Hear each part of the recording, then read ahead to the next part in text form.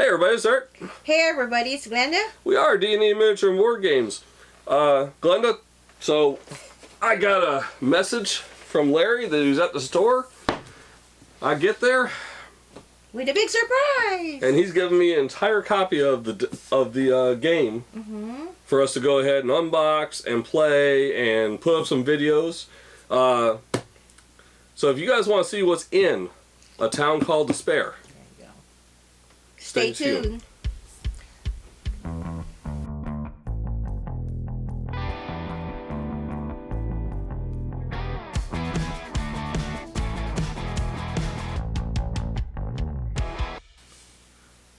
Alright, so A Town Called Despair. So it's by Gray Orc Games, Larry Grayson's company. It's 2 to 4 players. It's about 60 minutes to play. For those of you who are interested, once you watch this, before you watch this, while you're watching this, this is currently on Kickstarter. It started today. It's going to be on for the next 24 days. If you back this on Kickstarter, and I believe, don't quote me on it, but in the first 48 hours, he gives $10 for every pledge. He gives $10 to the Wounded Warrior Project. And after the first 48 hours, it's $5 for every pledge to the Wounded Warrior Project. So, you know, he's giving back for those of you who are into that type of stuff. And this makes a difference for that. So, you know, it's not just, hey, you know what? Find this and give me my game, you know. So, at the same time, you get to play and enjoy it and you help.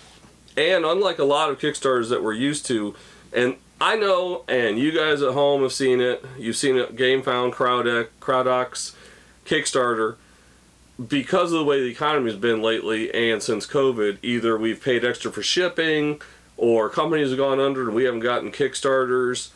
Honestly, I get it, but on the same sense, most of us have to remember when you back a Kickstarter, you're backing an idea. Well, with A Town Called Despair, he's already got units ready to ship. So as soon as this Kickstarter is done, as long as it hits its goal, he's going to be shipping out. Sorry, I'm still dealing with congestion. All right. So, this box is huge. A Town Called Despair. So, this has everything. And when I say it has everything, right on the top is a neoprene mat for the game. I think you need to slow down, Eric, because you're just kind of like, you know. Slow down. Coughing. Alright, so the game mat is 36 inches by 36 inches.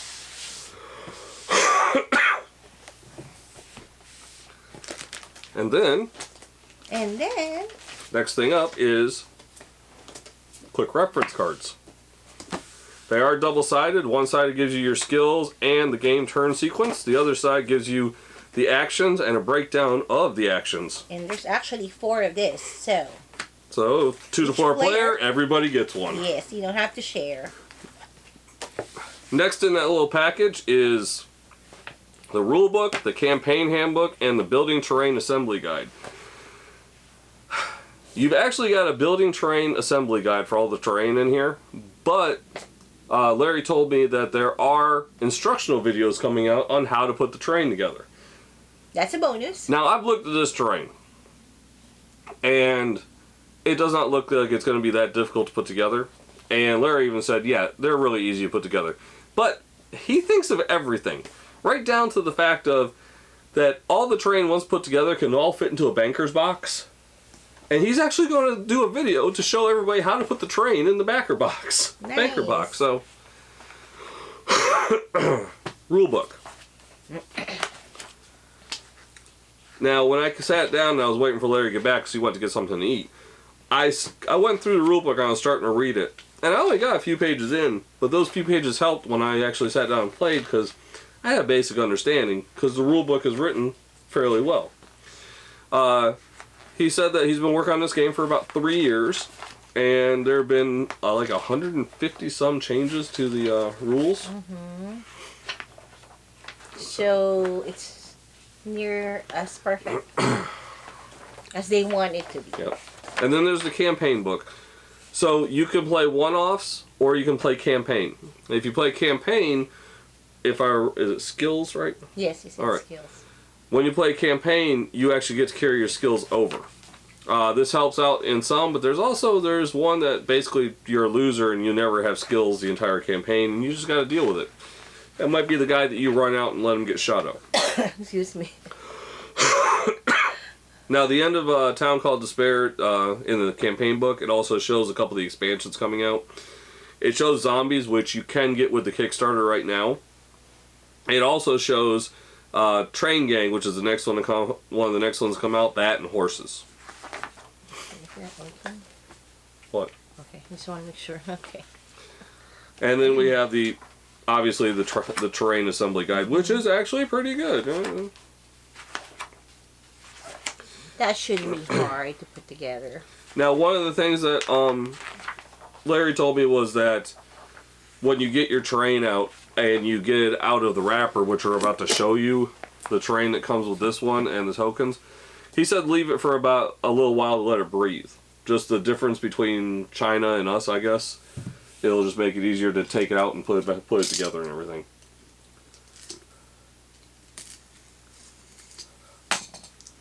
He's like Hammond on Jurassic Park. He thinks of everything. Okay, good. That's good. I don't know what to say. Well, we have cacti. You should have, there should be 2 of the 17-inch rulers. And there should be 2 17-inch rulers. Might be more in there. We'll look. So, you have 2 17-inch rulers on here. You have cacti. There's probably, there's more buildings underneath this. And then you have your rewards. Oh. And you have money if people make it to the wagon and get it off the board.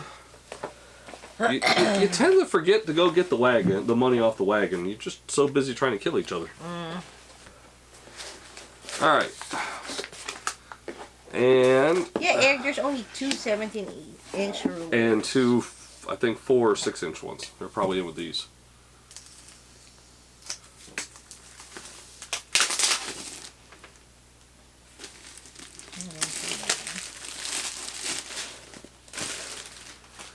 Now the rulers come in handy, but you'll also notice that you have 1-inch spots on the board for moving your figures. So whichever way you want to do it. So these are the buildings, and you'll notice this sheet 1. Now the one thing they just fall out. The one thing they're very good quality. They're going to stand up. They've got a laminate outer shell over the paper. They are double-sided. They do fall out. Those die cuts are good. Ready to be played. These are some of the parts for the wagons. Woo! They're just falling out. Let's go play. You got the hotel. You got the bank here. The Hound of Despair Sheriff. This is... The gunsmith. The dry goods. It's everything. Everything you need for this game is in this box. You literally, if you get this Kickstarter, excuse me, you don't ever really have to get anything else if you don't want to. You have everything. You have all your buildings. Now, when the horses come out, if you want to get horses, obviously you're going to want that expansion. When the Train Gang comes out, if you want a train going across the center of the Town of Despair, well, you're going to get the train.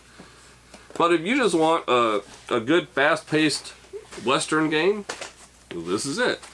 So you don't need anything else, right? Everything here. So you get 4 tape measures. Oh. And you'll notice it says the Gray Orc Games on it. Let me see that. There you go. You get 4 of these dry erase markers because everything that is set up for the character cards, which are right here, are dry erase.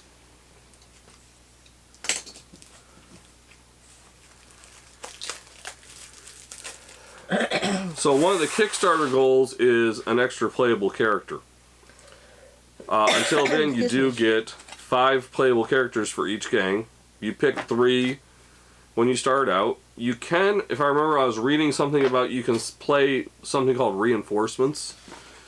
That makes a game longer than an hour, but it lets you bring in more characters to the game. So, one of your characters has a Peacemaker and a Sharps rifle.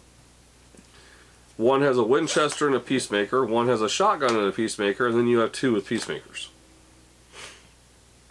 Okay. And you get they're identical. So when you're playing, the difference is that I may take 2 people with Peacemakers and somebody with a Winchester. The other player may take the shotgun, the Sharps rifle, and a Peacemaker. So that's where the differences come in. Also, when you get your skills at the start of the game, if you get them, because it's not easy to get a skill. I'm just going to tell you, it's not easy getting a skill in this game. But if you get them, that changes your gang a little bit too. So these right here, after you get your hit on someone, well, then you roll on this, and the reason... Let's just get one of these dry erase markers out. So, you shot twice, so you got two ammos off, okay? You get shot at, and the person gets 2 hits on you because they shot 6 rounds, okay? So they got 2 hits, so they're going to roll these 2 dice. Well, it's an arm and a flesh. So, at that point, you'd circle arm and flesh. Now, because of that, you get different things that affect you. Like, I believe flesh is a -1 to movement, and arm means you can't, it's something about only shooting once. So it affects your action. Right. Now, you can also get instant kill, which, you know, you got a 1 in 6 chance of actually killing somebody right off the rip when you shoot them. Now, you notice I told you the dry erase. Dry erase. Voila! Alright. Now, you also have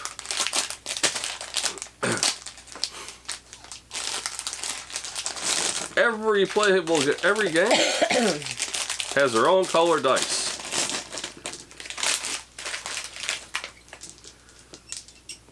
So, you do have 6 die for each player, which is the most you're going to need, because the most you can do is shoot 6 shots at once. The color are interesting. And then you have 6 of these dice that are the different locations on the body or head and all that.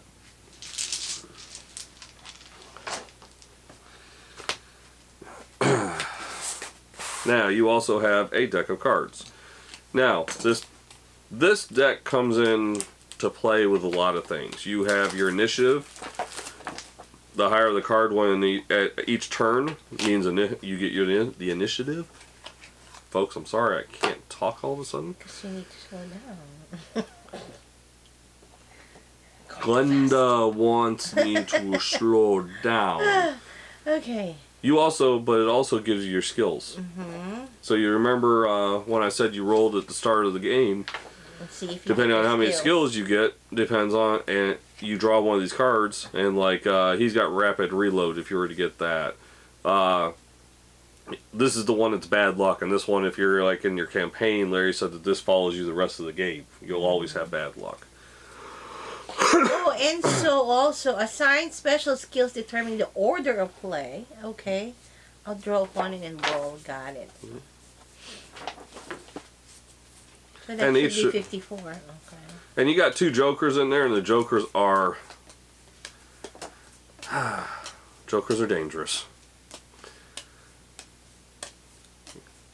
And one thing you're going to notice fairly quickly, you have some really nice artwork.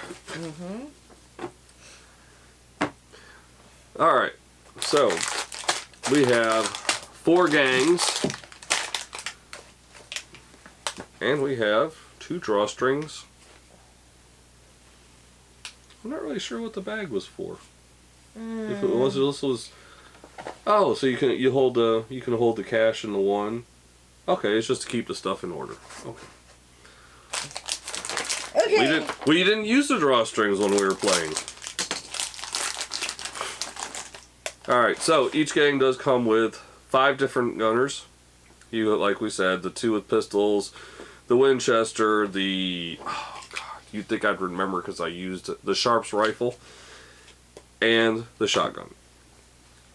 And you get these 5, and then if it hits the stretch goal, which I believe, $47,000 stretch goal, you get Hondo, which is the 6th player.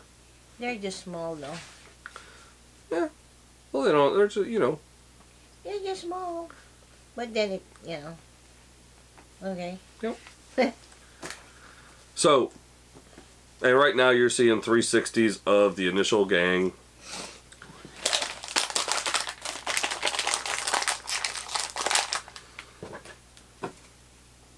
So, that's the base game. You'll excuse me while I kind of toss everything back in a little bit. Ah! Alright, so that's the base game, folks. But then you have A Town Called Despair Zombies. Zombies is interesting. So whoever has the lowest on initiative gets to run the zombies. Until somebody dies, and when somebody dies, so you don't have that horrible player elimination, the person that dies takes over as the zombie player.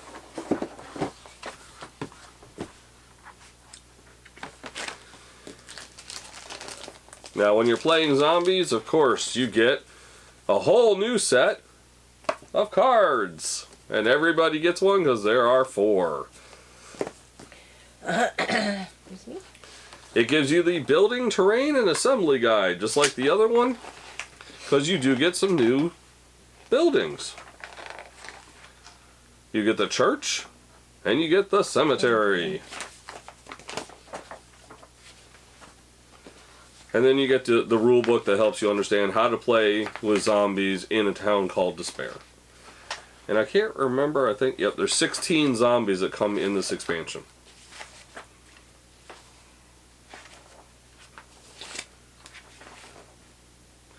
And no, zombies are not fun. I played both games with zombies. They're not fun. They're not.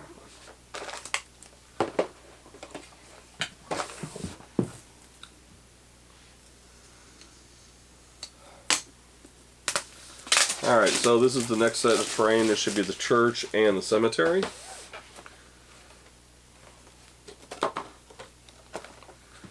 Let's move that over there. I tell you, this stuff just pops right out.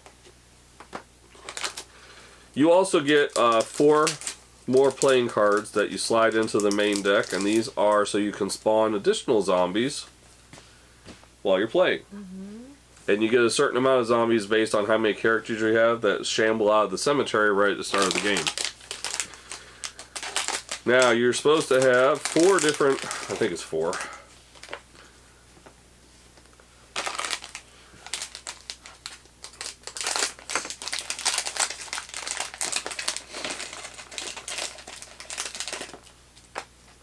Four different molds for the zombies.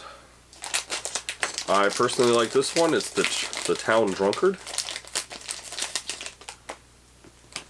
And they all have names. So if you go into the expansion rulebook, you're going to see that all these characters have names. They're just not just zombies. Not just zombies. They were actually people at some point. Well, of course they were people at some point. Before they turned. Before they turned. People. So, 16 zombies, 4 different molds. So, we've been talking about, you got the 16 zombies. That's the zombie expansion. 4 different molds, you said. 4 different molds. But we've also been talking about the stretch goals that you can get with this game. So, let's take a look at the different stretch goals that actually you can get if they... When they make it. Alright, so the first one is more terrain. Now this gives you, what is it called? The water tower, which is the highest terrain in the game. It gives you sheds and it gives you privies. For those of you who don't know what a privy is, it's a bathroom.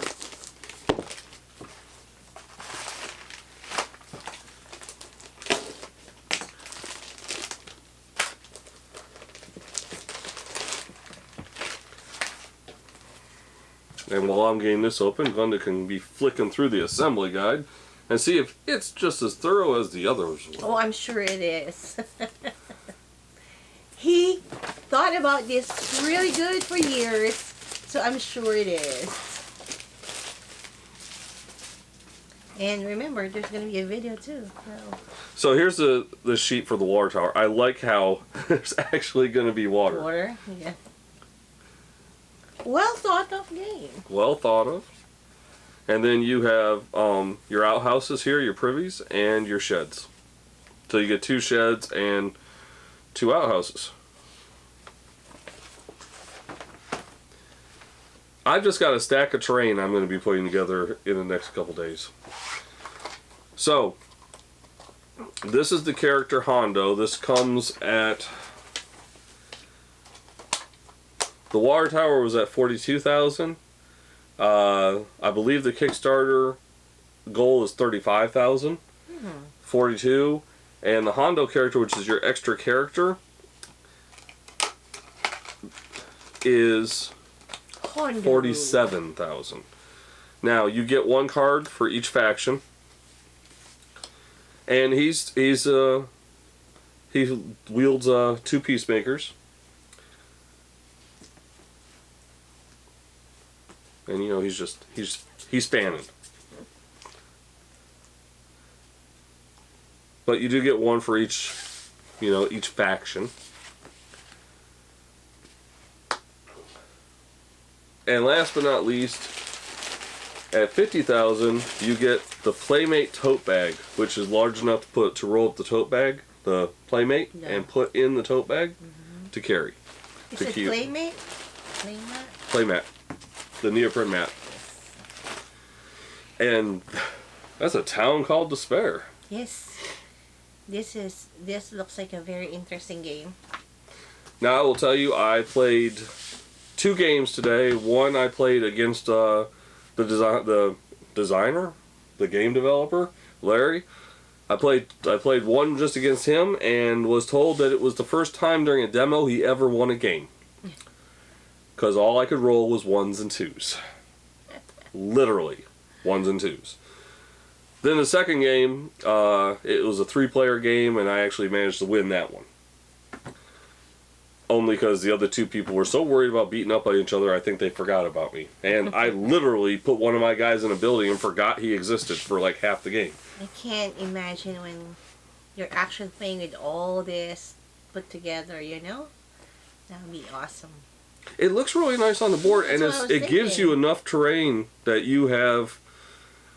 You're going to be in the open once in a while. That's unavoidable. But it does give you enough terrain that you're pretty much... You can get cover to cover. And then, you know, not to mention standing on top of buildings. That's more interesting for me. Being on top of the building, yeah. Until you're having a shootout with somebody and they throw the Joker card and all of a sudden you fall off the building. You just fall and die. You may not die, but you're going to be hurt. Oh, well, now, one thing about this though is, so you do see, and I'll do a close-up on these type of cards. I probably already have, but if I haven't, I'll do one. But they have leg, arm, flesh, chest, head, and instant kill. Well, the other thing, too, is that if you get 3 of any of these... That's when you're dead? You're dead, too. So once you get your third thing, you're dead anyways. See? You can die just like that. Instant kill. On top of that, instant kill. I pulled off a couple instant kills the second game. First game, I couldn't hit anything. I think I shot myself. Don't do that. It was accidental. So if you like what you see... and you enjoyed the 360s, I'll have a link at the bottom for both. I believe I have the website for his company, but I'll put also the Kickstarter link and the company so that if the Kickstarter ends and you don't happen to see this till after the Kickstarter, then you have a link to the company itself. Yes, check them out. As always, support your local gaming. We support Discover Games in Fayetteville, Georgia. And Dan Wolf Games in Griffin, Georgia. Game on, everybody. Game on.